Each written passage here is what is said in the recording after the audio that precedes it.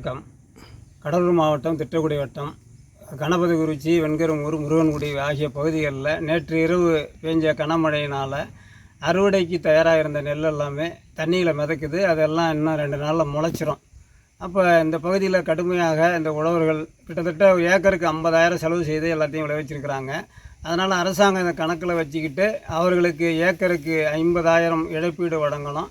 அதே நேரத்தில் பயிர் காப்பீட்டு தொகையை அந்த இதை உடனே வழங்கணும்.